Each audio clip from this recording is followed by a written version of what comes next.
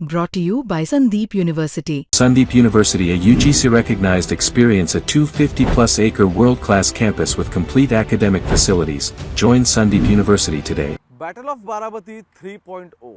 लोकसभेला सुप्रिया सुळे विरुद्ध सुनेत्रा पवार, विधानसभेला अजित पवार विरुद्ध युगेंद्र पवार आणि विधान परिषदेला मात्र गणित पूर्ण वेगळं दिसलं. आज याच्याबद्दल बोलण्याची गरज ही आहे की राज्यभरात ज्या सगळ्या निवडणुकांमध्ये वेगवेगळ्या ठिकाणी लक्ष लागलं होतं, त्यात बारामती अजित पवार काढतील असा साधारण सगळ्यांचा कयास होता. ते झालं सुद्धा.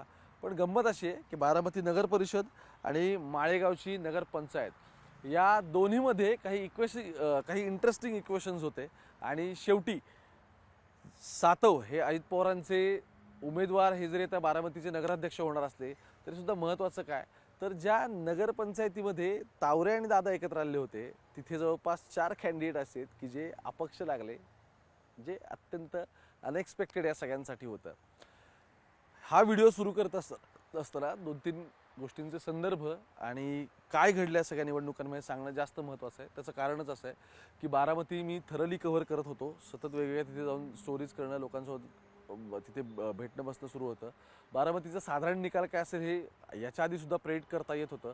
पण मुद्दा असा आहे की बारामतीमध्ये सुरुवातीला जे भाजपने ॲग्रेशन दाखवलं होतं ते मात्र काही फारसं तिथे चाललं नाही. नंतरच्या काळात भाजपचे उमेदवार सुद्धा तिथे नव्हते.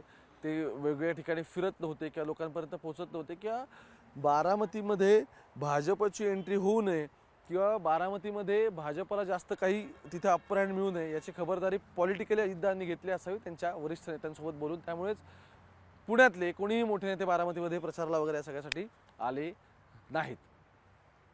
महत्त्वाचा मुद्दा काय जो मला सांगायचा आहे की बारामतीमध्ये जेव्हा काल सगळ्या वोटिंग झालं, कारण ज्या नगरपरिषदा पुढे गेलेल्या होत्या त्यातली एक बारामतीची होती, वोटिंग झालं तेव्हा 4 वाजेपर्यंत साधारण 43 ते 44% आकडेवारी सांगते की मतदान झालेलं आहे.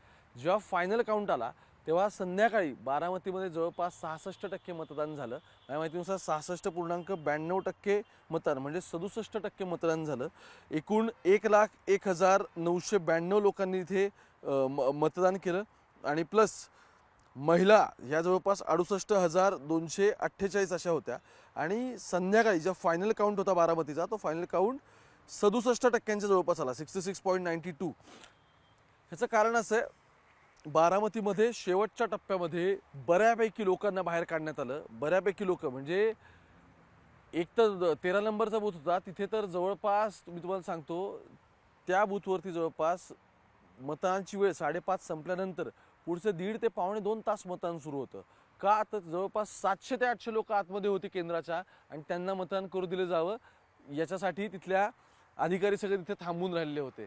त्यामुळे बारामतीमध्ये एवढं जे काही मतदान झालं या सगळ्यावर एक गोष्ट क्लिअर झालेली होती की दुसऱ्या टप्प्यामध्ये, कारण बघा शरद पवार 16 जागा लढवत होते, शरद पवारांची राष्ट्रवादी 5 ते 6 जागा जवळपास होत्या जिथे अपक्षांना त्यांनी पाठिंबा दिला होता आणि अजित पवार सगळ्या जागा लढवत होते आणि प्लस त्यांचे 7 नगराध्यक्षपदाचे उमेदवार पण ठरले होते. नक्की कोण ठरवायचं कोण नाही ठरवायचं या सगळ्यामध्ये चाललेलं होतं. मधल्या काळात पोटेंचं नाव समोर आलं होतं, मग त्यांनी बंड केलं, ते एका वॉर्डातून विरोधात उभे राहिले. सो अशा अप्स अँड डाऊन्स बारामतीमध्ये होते. थोडेसे आपण असं म्हणू की थोडी बहुत कड़वाहट तो थी बारामती में, पण अगदी एकदम चुरशीची लढत ह्या आधी 2 लढती झालेल्या होत्या तसं काही नव्हतं. तर बारामतीमध्ये ज्याला 3.0 होतं ते बॅटल एक साधारण क्लिअर दिसत होतं. पण तिकडे माळेगावमध्ये मात्र चित्र वेगळं दिसलं. माळेगावमध्ये काय झालं तर माळेगावमध्ये सगळ्या ह्याच्यामधून असं दिसलं की अपक्ष जे उमेदवार आहेत ते अपक्ष उमेदवार माळेगावमध्ये त्यांची चलती राहिली आज. याच्या आधी कधीच असं झालेलं नव्हतं. त्यामुळे जवळपास 4 ते 5 उमेदवार आहेत जे अपक्ष निवडून आले. हा माळेगावचा तोच साखर कारखाना ज्याच्यासाठी अजित पवार स्वतः मैदानात उतरले होते आणि तावरेंकडून तो साखर कारखाना काढून घ्यायचा याच्यासाठी प्रयत्नशील होते. आणि नंतर ज्यावेळी निवडणुकीची वेळ आली ते तावरे आणि दादा दोघंही सोबत आले आणि दोघांनी सोबत पॅनल उभं केलं. आणि एवढं सगळं झाल्यानंतर आता तिथे नगरपंचायतीवरती सुद्धा दादांचा माणूस बसेल.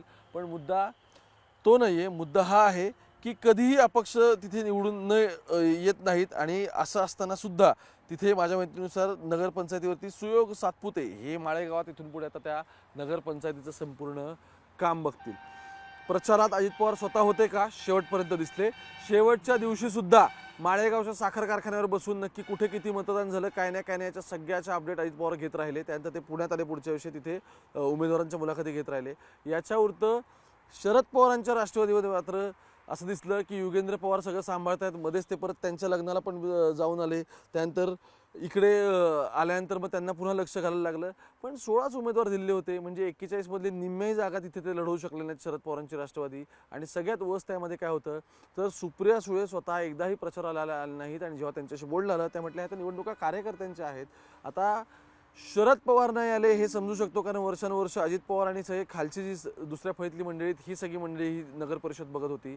पण मुद्दा असा आहे ज्यावेळी स्वतःचा पक्ष तिथे निवडणूक लढवतोय त्यावेळी मात्र संपूर्ण गणित युगेंद्र पवारांवर टाकून देण्यात आलं. त्यामुळे युगेंद्र पवार शेवटच्या वेळी सुद्धा फिरत होते, प्रचार ते करत होते. आणि सांगता सभेला सुद्धा सुप्रिया सुळे तिथे येऊन भाषण करू शकल्या की नाही याच्याबद्दल तिथल्या स्वतःच्या उमेदवारांना सुद्धा डाऊट आहे. पण अर्थात त्याविषयी शशिकांत शिंदे जे प्रदेशाध्यक्ष आहेत ते तिथे आलेले होते.